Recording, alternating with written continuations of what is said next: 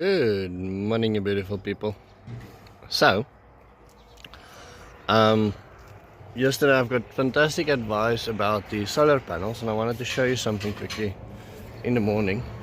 Tell you something interesting about where we are. So, you see, there's the solar panels now. The sun came up about a half an hour ago, and you can't see the sun doesn't shine on the panels yet. So, for the first hour, you don't get sun.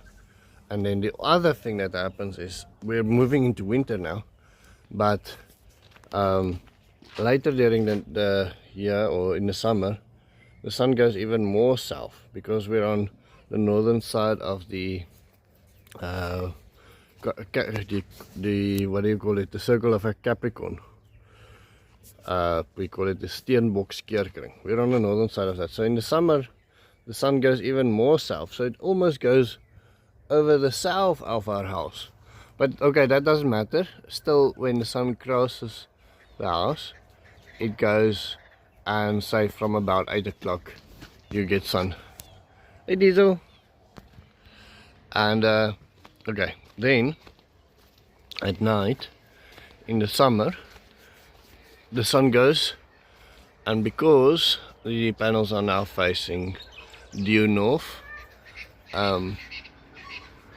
about just the last little bit before sunset, the angle of the sun changes, so you don't get that much sun on the panels, and then it goes down. But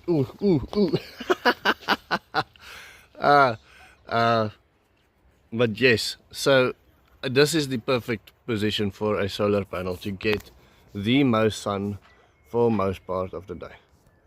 But the critical parts of the day is the morning, when there's, say, if we ran out of battery during the night, or at night, the 2 hours beforehand, if you want to push a little bit last bit full into the batteries. And that is our critical part. And so for half of the day, those panels facing west will do nothing. That's why I put them on a separate income from the other ones. And Jeffrey, yes, I did say that we can add two panels. We can add two panels to that system there at the moment, but during the middle of the day our battery is always full. So we run the geyser, the hot water system. All the fridges is on. We even iron out clothes. Everything that's very power intensive happens exactly in the middle of the day. Our biggest problem is just at night, so that's why I do it. It's a little bit against the convention. If we had more batteries, then you want to catch more of the sun, but when your battery is 100% full, you can't add more in there. So then you want to get more sun when the battery is maybe a little bit lower. But today in the garden we're removing the okra and all the older okra plants, anything that we can harvest seeds from. We're gonna do. Manette's got a big plan to feed the kids. We're gonna use the small pots for that, and then any of the bigger older ones like this, that's most likely not very tasty anymore.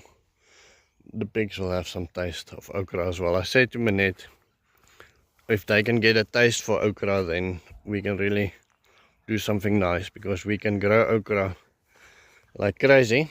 They grow everywhere. There's a reason why it's a staple in Africa. Quite hardy. Don't need a lot of water. Okra is a fantastic plant if you can actually find a way to cook it nice. Harvesting the old Daikon radish. It's again time of the year to plant Daikon radish. So Manette, come terug hierin uit. Ek wil gou iets kyk op die video. Quickly want to pull this thing out for the video. I'm gonna get Manette to come and pull it out for us. We had to delete yesterday's video. There were some things in the editing that I didn't see and that I couldn't edit out on, so we've deleted it. I might use some of the old footage for some new videos.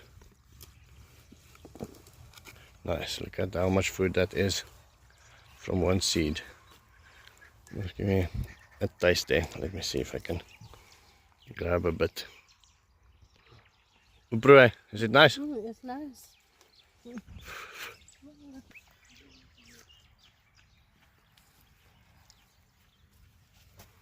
It's not bad. Very spongy. A big part still down there. Don't step in the garden, boy. Sorry.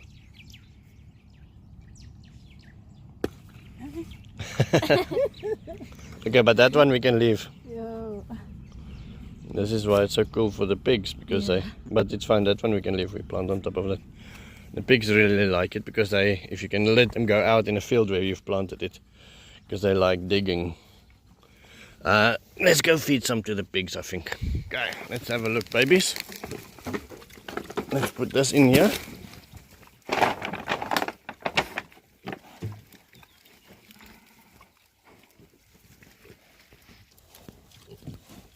Let's see if they enjoy it. They seem to enjoy the leaves.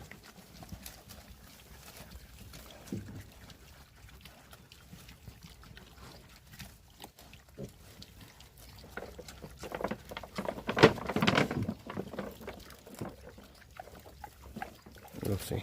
So today the first meat came back from the processor. So this they spiced for us as biltong. So we're gonna hang that up in there to dry. This is meat that we've left on the bone meat we call it. So you could put that in the cooker. I'm gonna probably repackage this into smaller pieces, and then these are actually packed quite nice. T-bones and mince. It's nice as there's no additives or anything like that added to it, so you can fix it the way you want. I think this is more bones, a little bit more fat and bones. This cattle was so fat, it wasn't cow. This is more bone meat, but with a bit more meat on the bones. So you can use that in a potjie. And here we're bending little wires, like so. Enzo, hold this for me, or Ims, hold this camera for me quickly. I want to show them how you cook it. So what you do is you take a piece of meat. Now this has been lying in the spice for a while. And what you actually want is you want a little bit more fat in that. Well, it depends a little bit. But a lot of our culture goes around the fat on the meat, so there's quite a bit of fat on that one, actually a bit too much again. If you have a nice ratio, then that's the best. So you cook it in there, like so. And then you hang it up here. And you dry it for a week or two, and then you chop it. And if it's cattle biltong like that, you eat it just like that. If it's game, then it's quite dry. Then you take the dry meat and you scoop it with real butter, salted butter, and you eat it like that. Then that's wonderful. Yeah, biltong. Our delivery has come, and poles and lip channels, and so today we'll be planting poles. The day is almost gone. We've been doing a couple of other things during the day. We're only getting to start with this now, but little bits every day, and then we get there someday.